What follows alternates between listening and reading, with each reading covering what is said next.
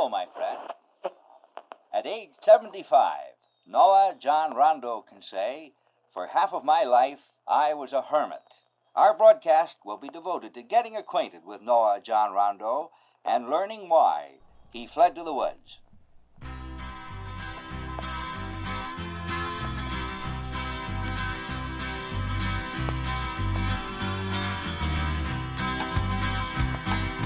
Noah John Rondeau, Adirondack hermit, lived by himself in the woods. No man would believe he could live that way, but Noah John Rondeau could. 22 miles from the nearest man, with a night axe and a gun, in the middle of the Seward and Santanoni range where the Cold River runs. Some people wondered why he lived that way, left home when he was just 15. Some folks said he had a strict old man, Noah said that he was just plain mean. Some just say that he had to get away from the people that just didn't care, to a place he could live a carefree life with the birds and the deer and the bears. Now Noah trapped first to make a few dollars where strong men just wouldn't go. It's hard to believe that he lived in a teepee at 45 degrees below. You could hear the trees snap in the middle of the night as the moon sparkles off of the snow. And it sure is cold, but it sure is pretty at 45 degrees below. Noah John Rondeau, Adirondack hermit, lived by himself in the woods. No man would believe you could live that way, but Noah John Rondeau could. 22 miles from the nearest man, with a night axe and a gun, in the middle of the Seward and Santanoni range where the Cold River runs.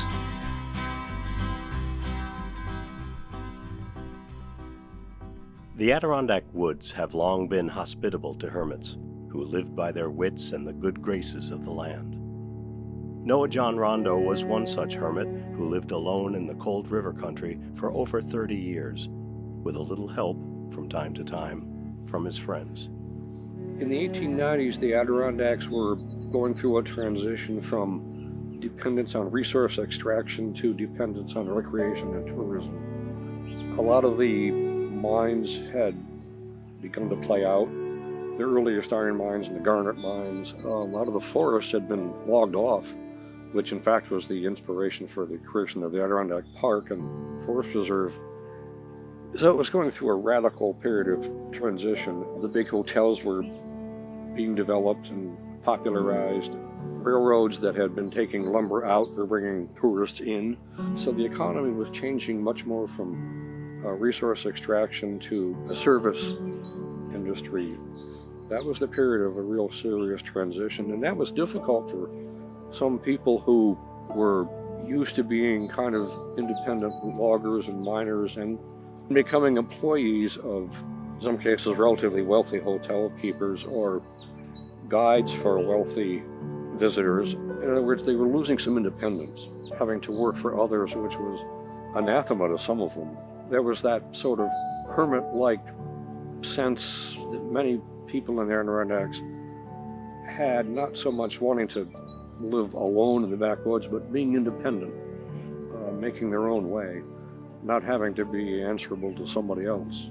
That was beginning to decline when Noah Rondeau was growing up, and that caused some social disruption.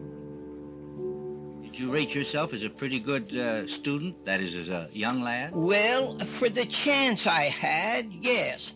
It was good under the circumstances, but circumstances were not too good. I was young when I started going to school on Parliament Hill, and I went very little, and I was handicapped. I was a Frenchman, and I had no English. I had to try to keep up with the class and learn the language besides.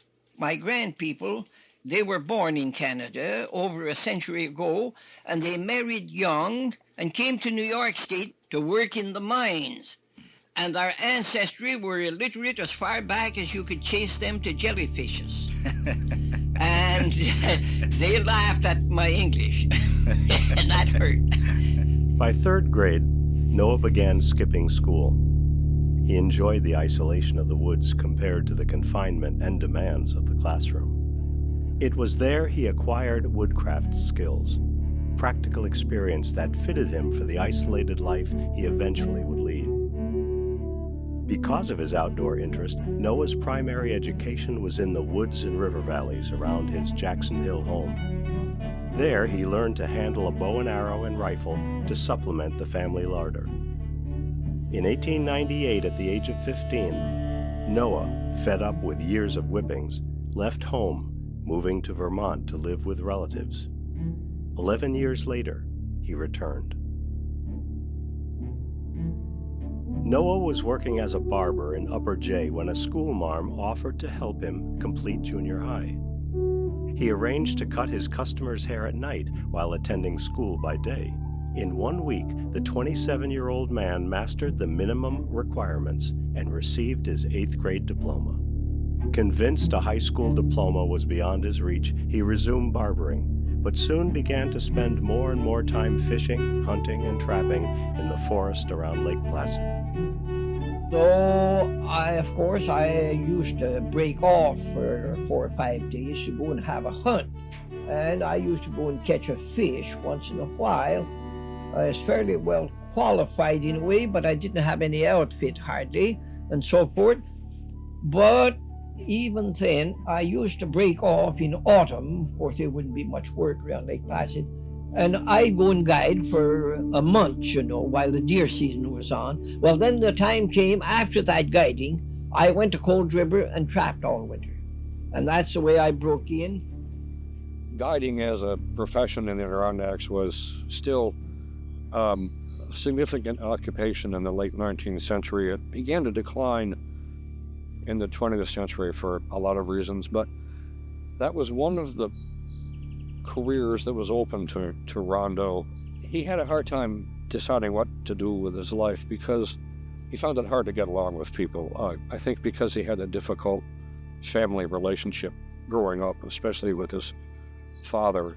He didn't like being told what to do. So guiding was an occupation you could follow in a very solitary way. Although you were answerable to the people you were guiding, but you were more in your own environment, more in control. And I think that's what Rondeau wanted more than anything, was to be in control of his own life, because he didn't experience that growing up.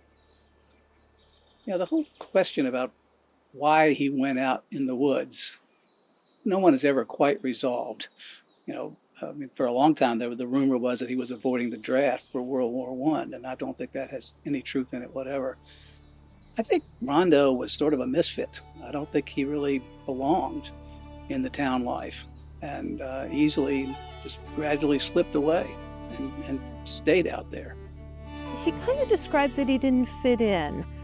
He was Canadian. He felt that there was a language barrier. His first language was French. I don't know if he didn't like society or he didn't like big society, what was going on, but he did. It seemed to be an escape for him to come to nature. Noah's standard reply to the question of going into the woods because of a disappointment in love was this: "There was never a woman in my life. You know they talk only once a day, from morning till night. Besides, they want to boss a man around. Then they sometimes want to bring their mother to live with you. No, sir, no women for this rooster." In 1913, at the age of 30, Noah moved to Corries, a remote settlement between Tupper and Saranac Lake. While trapping, he ran into rival trappers E.J. Daly and Dick Wood. Both were turn-of-the-century outdoor writers. Daly wrote of Noah, "He scraped like a madman on a broken fiddle, and once killed a bear with a homemade longbow." When the trapper writers left, the entire valley between the Seward and Santanoni mountain range became Noah's home. He was its only resident.